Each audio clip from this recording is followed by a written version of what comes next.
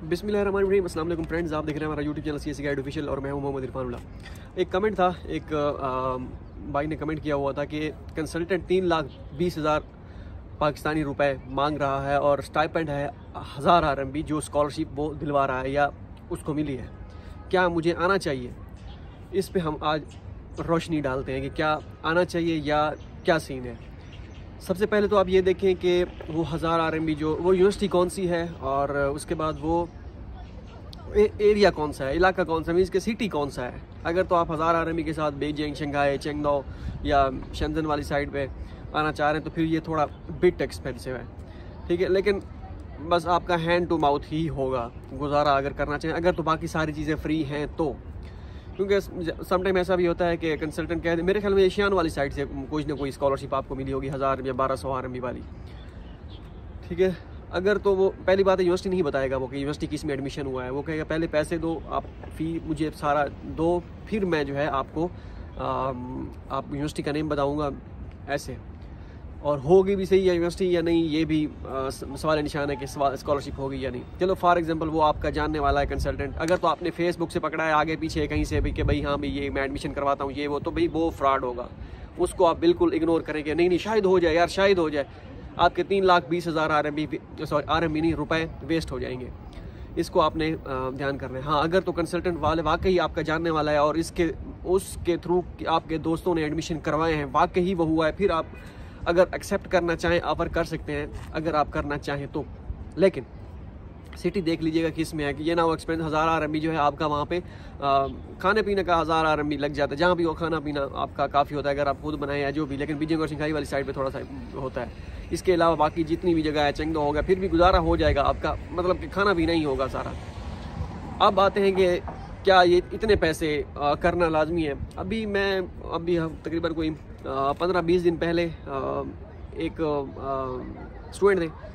Student क्या थे, मेरे वाले साहब के जो दोस्त हैं उनको पता चला कि भाई ऐसे ऐसे हमारा चैनल है और ये वो, तो वो फिर वाले साहब के पास गए और उन्होंने कहा कि ऐसे ऐसे जो है ये एक लड़का है, इसका भाई है और उसने एडमिशन करवाया। इन्होंने मतलब उसके भाई ने, और उन्होंने उसका बड़ा भाई जो तो मेरे वाले साहब का दोस्त थे, तो और उनके छोटे भाई के तो उनका एडमिशन करवाना है। जिसने करवाया था उसने कहा कि हमने इसके थ्रू करवाया। मैंने कहा मैं तो इसे जानता हूँ, ये मेरा दोस्त है। दोस्त मीन्स क्लास फेलो है। तो उसने कहा कि वो हमने उसे दिया है गालिबन 3 लाख में उनकी डील डन हुई थी कि भाई 3 लाख हम उसको देंगे। तो उन्होंने कहा क्या हमें देने चाहिए या क्या वो एडमिशन कंफर्म करता है या नहीं करता, ये वो। मैंने फिर देखा, हालांकि वो चीज़ें कुछ काफ़ी सारी मैंने मुझसे बताई थी, लेकिन अभी तो नहीं, खैर पहले शुरू में सारी चीज़ें वो अभी भी कुछ कभी कभार को पूछना हो तो वो पूछ लेता है कि इसका बता दो। मैं तो वैसे गाइड करने के बताता हूँ। अब उसने बिजनेस स्टार्ट किया हुआ इस तरह, तो मैं कुछ नहीं कह सकता। लेकिन उन्होंने कहा कि हम ऐसे ऐसे जो है वो कह रहा है कि ये इस यूनिवर्सिटी की स्कॉलरशिप है। मैंने कहा यूनिवर्सिटी का नेम पूछो और स्कॉलरशिप पूछो। उसने कहा कि वो ये वाली यूनिवर्सिटी कह रहा है। उन्होंने कहा कि जो वाले साहब के दोस्त थे उन्होंने कहा कि आप खुद उनसे पूछ लें अगर आपका कॉन्टैक्ट है। मैंने कहा चलो ठीक है, मैं पता करता हूँ। मैंने उससे सीधी बात की कि मैंने ये ऐसे ऐसे मेरे वाले साहब के जो दोस्त हैं, तो किस यूनिवर्सिटी में एडमिशन हुआ है, कौन सी, सारी चीज़ें खैर उन्होंने क्लियर बताई हुई थी उनको कि भाई ऐसे। उनको वो नहीं हो रहा था कि भाई हाँ भाई अगर आप कहते हैं, मुझे कहा कि अगर आप कहते हैं कि इसको पैसे दे देने चाहिए और एडमिशन कंफर्म है, कंफर्मेशन का आप कर दें तो फिर हम देंगे।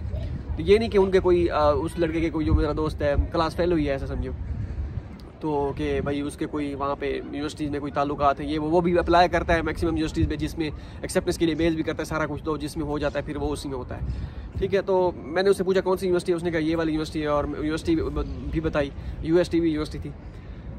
तो मैंने कहा कि एडमिशन कंफर्म है, ये वो स्टेटस उसने दिखाया कि ये वाला स्टेटस है, स्कॉलरशिप पता नहीं को मैंने कहा चले ठीक है हाँ कंफर्म है। तो फिर मैंने उनको कहा कि भाई एडमिशन आपका कंफर्म है और वैसे भी अगर आप पैसे दे देते हैं उनको, कि अगर वो पहली बात तो ये है कि आपने डील में मुझे नहीं पता था, अपनी पहले डील डन कर रखी थी। मैं उस पैसों वाले चक्कर में बिल्कुल नहीं पड़ूंगा कि आपकी कितनी है क्या सीन है, मुझे नहीं पता कि मैं उसका, मुझे मीन कि मैं उससे वो हूँ कि ये नहीं कि भाई मैं आपको वो करूँ कि भाई हम आधे पैसे करें ये वो। मैंने कहा वो आपका अपना मामला है पैसों वाला, ठीक है। अगर शुरू से आप मेरे कांटेक्ट में होते तो मैं तो आपको वो रिकमेंड ही ना करता कि भाई आप उधर उसको पैसे दें, ठीक है।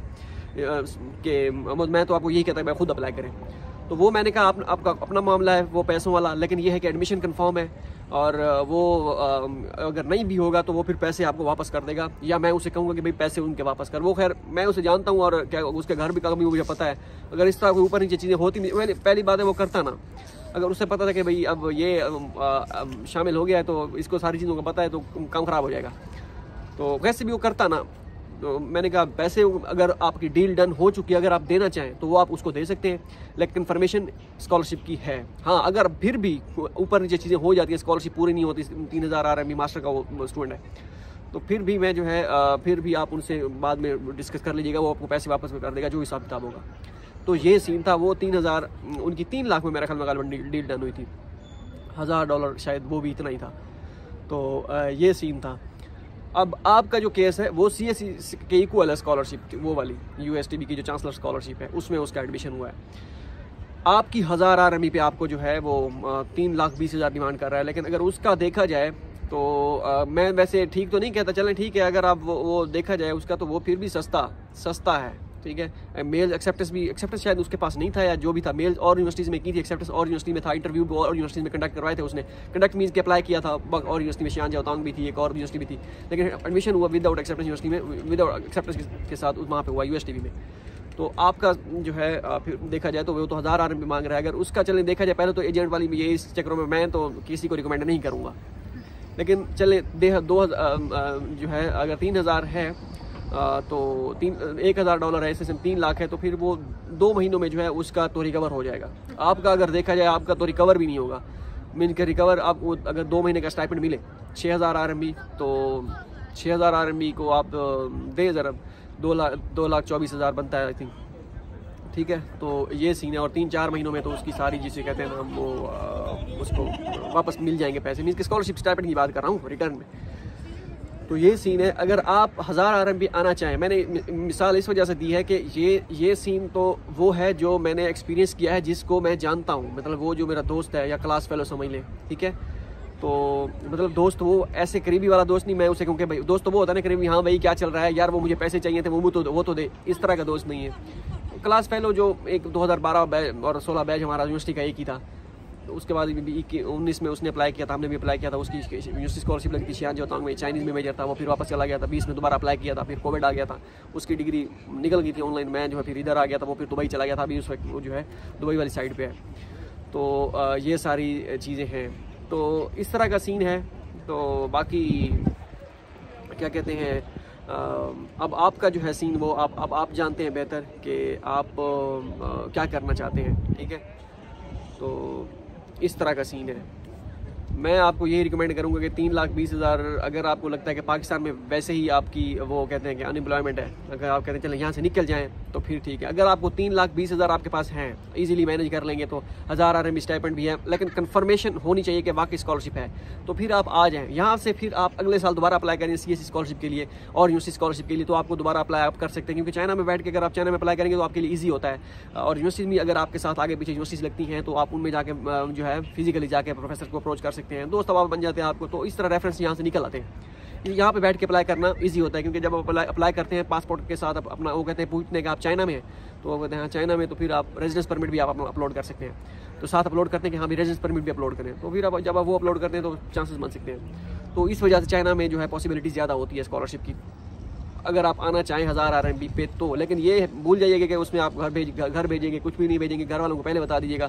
और अगर यहाँ पे जैसे आप आते हैं रेजिडेंस परमिट का खर्चा, मेडिकल का खर्चा और भी थोड़े बहुत शुरू में खर्चे होते हैं, तो वो खर्चे फिर आपको खुद बेयर करना पड़ेंगे। और बाकी स्कॉलरशिप जो 1000 RMB है उसमें तो आपका हैंड टू माउथ खाना ही होगा, या 100-200 RMB बच जाएगा, वो उसमें जो है बस ऐसा ही, ठीक है। वो भी अगर आप ऐसे ही हो तो वैसे ही उड़ जाते हैं ऐसे ही। तो ये सीन था, मैंने कहा चलें ये सारी तमीज़ी तो इस वजह से बांधी है कि मैं अगर होता तो मैं एजेंट के थ्रू अप्लाई ना करता, और अगर मेरे पास थोड़े बहुत पैसे होते, मेरे पास आप कहते हैं कि मेरे पास बच बचा के कुछ भी नहीं है, बस 1000 RMB पे गुजारा करना है, और बाकी यहाँ से भी टिकट करवाना आना, यहाँ से ये सारी चीज़ें आपका 2-2.5 लाख का खर्चा वो भी है, 3 लाख का खर्चा आपका ऐसे समझे वो यहाँ पे आते समय हो जाएगा, ठीक है। मीन्स जब आप आएंगे टिकट करवा के, उसके बाद रेजिडेंस परमिट, मेडिकल, उसको आप कुल मिला के आप एस्टिमेट लगा लें तो 2.5 लाख का खर्चा, चले मोटा मोटा खर्चा 2.5 लाख का भी आप लगाएं तो 2.5 लाख तो आपका वो हो गया जो आप यहाँ के जहाँ तक चाइना आने में आपका लगेगा, ठीक है।